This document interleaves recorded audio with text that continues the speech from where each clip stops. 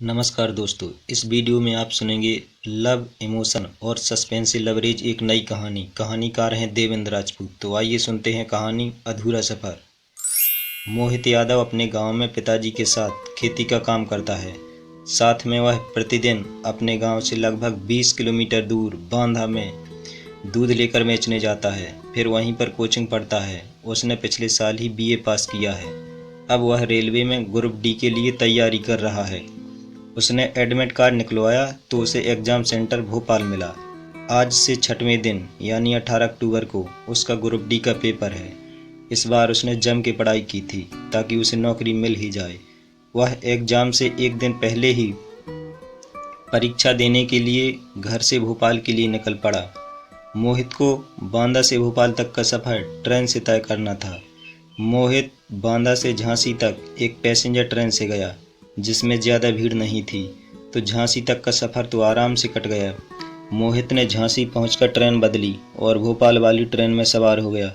डिब्बे के अंदर पहुंचते ही उसने देखा कि पूरा डिब्बा खचाखच भरा है। कहीं पर पैर रखने के लिए जगह नहीं थी। भाई साहब, आप अपना बैग थोड़ी खिसका लें तो मैं यहाँ लेट सकता हूँ, मोहित ने एक यात्री से कहा। आ जाओ भाई, यात्री बोला। मोहित जैसे तैसे एडजस्ट हो गया। अक्टूबर का महीना था। जैसे जैसे रेलगाड़ी की रफ्तार बढ़ी तो मोहित को सर्दी सी महसूस हुई। उसने अपने बैग से कंबल निकाला और पूरे शरीर को ढक लिया। ट्रेन थोड़ी ही चली थी कि सामने से बैग लिए हुए एक लड़की आई। शायद उसे भी पेपर देने जाना है। उसने मोहित से कहा, भैया ये मेरा बैग ऊपर रख दो। पेपर देने जाना है क्या? मोहित ने लड़की से कहा। लड़की बोली, हाँ। आपका सेंटर कहाँ है? मोहित बोला, MST institute, Hoshangabad road, Bhopal. लड़की बोली, मेरा भी एग्ज़ाम सेंटर एमएसटी इंस्टीट्यूट ही है। चलो तो फिर एक साथ चलते हैं, मोहित ने कहा। मोहित जिस ऊपर वाली सीट पर लेटा था, लड़की उसी के सामने वाली नीचे की सीट पर बैठ गई। मोहित ने नज़रअंदाज करते हुए उसकी तरफ 2-3 बार देखा, फिर बड़ी हिम्मत जुटाकर बोला, आपका नाम क्या है? सुमन, लड़की ने जवाब दिया।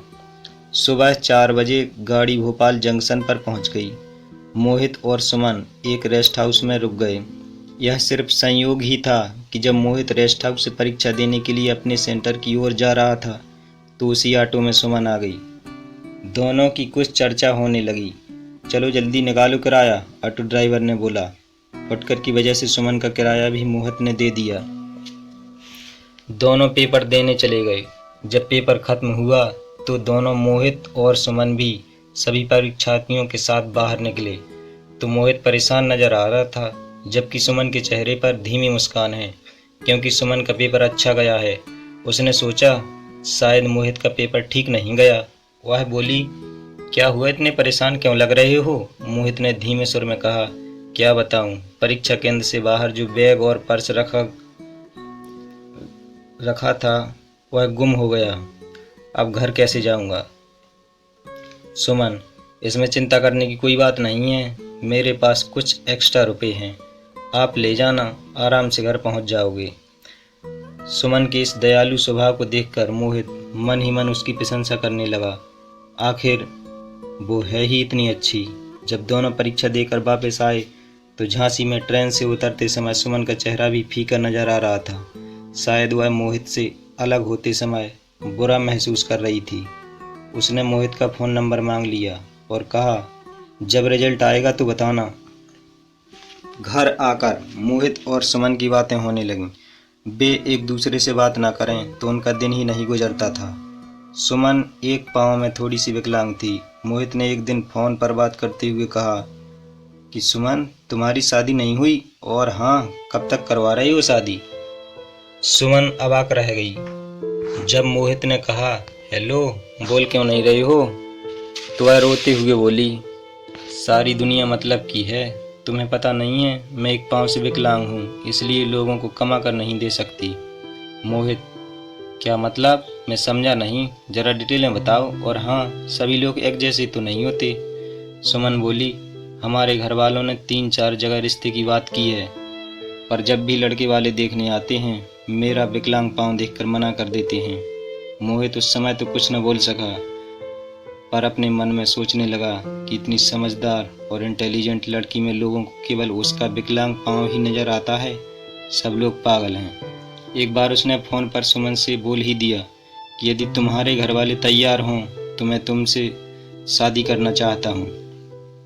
आखिर कहता भी क्यों नहीं, क्योंकि मोहित जानता था कि वह सादगी और संस्कार में अव्वल दर्जे की लड़की है। मोहित ने जब अपने घर वालों को सुमन के बारे में बताया तो पहले से उन्होंने साफ इनकार कर दिया और बोले, हमें विकलांग बहू को घर में लाकर कुल्हाड़ी थोड़ी पटकना। अरे हमें तो हट्टे कट्टे हाथ पैर वाली बहू चाहिए। कोई मोहल्ले में देखेगा तो क्या कहेगा, तुम्हें विकलांग बहू ही मिली।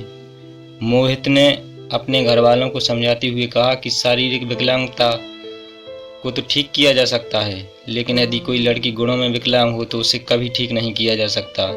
और ये लोग पागल हैं जो लड़की का शरीर देखते हैं, गुण नहीं। और हाँ, सुमन पाँव से विकलांग जरूर है पर पढ़ाई में बहुत होशियार है। वह कुछ न कुछ जरूर करेगी। वह किसी पर बोझ बनने वाली लड़की नहीं है। किसी तरह घर वाले तो मान गए, मगर अब मोहित के दोस्तों ने उसे चिढ़ाना शुरू कर दिया। अरे वो गांधी पागल है क्या जो विकलांग लड़की से शादी कर रहा है? भाई उसका दिल अच्छा है, वह मानवीय गुणों से भरपूर है, मोहित ने कहा। पर उसके दोस्त कहाँ ये सब समझने वाले। बोले, यार मोहित, तुझे कोई मस्त गोरी सी लड़की मिल जाएगी। मोहित बोला, मुझे नहीं चाहिए, तुम कर लेना मस्त से। मोहित को सारी दुनिया के लोग झूठे नजर आ रहे थे और आए भी क्यों ना, उसे अब सिर्फ सुमन ही दिखाई दे रही थी। घर में हर्ष और उल्लास है क्योंकि आज हरिश्चंद्र यादव के बड़े लड़के मोहित की शादी का पहला दिन है। और तभी सुमन के यहाँ से फ़ोन आया तो मोहित के दोस्त और घर वाले आश्चर्य में पड़ गए, क्योंकि सुमन ने मोहित से कहा, रेलवे का रिजल्ट नहीं देखा, मेरा नाम मेरिट लिस्ट में आ गया है। सभी लोग मोहित के फैसले की प्रशंसा करने लगे जो उसने सुमन से शादी करने का निश्चय किया था। धूमधाम से मोहित की बारात सुमन के गांव की ओर चल पड़ी। तभी एक आदमी ने मोहित को जोर का धक्का देकर जगा दिया। भाई, इतनी गहरी नींद में सो रहे हो? भोपाल स्टेशन आ चुकी है, उतरो जल्दी। मोहित चौंक कर जागा और अपना बैग उठाते हुए ट्रेन से नीचे उतर आया। उसकी स्टेशन तो आ चुकी थी मगर सफ़र अधूरा ही रह गया। आज के आधुनिक युग में भी सैकड़ों सुमन जैसी लड़कियां मोहित जैसे समझदारों का इंतजार कर रही हैं कि उनके सपनों का अधूरा सफ़र कब पूरा होगा। तो दोस्तों, ये थी देवेंद्र राजपूत की लिखी कहानी अधूरा सफ़र।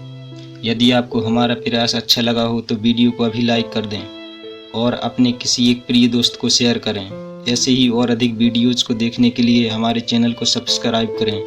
वीडियो देखने के लिए आपका दिल से धन्यवाद।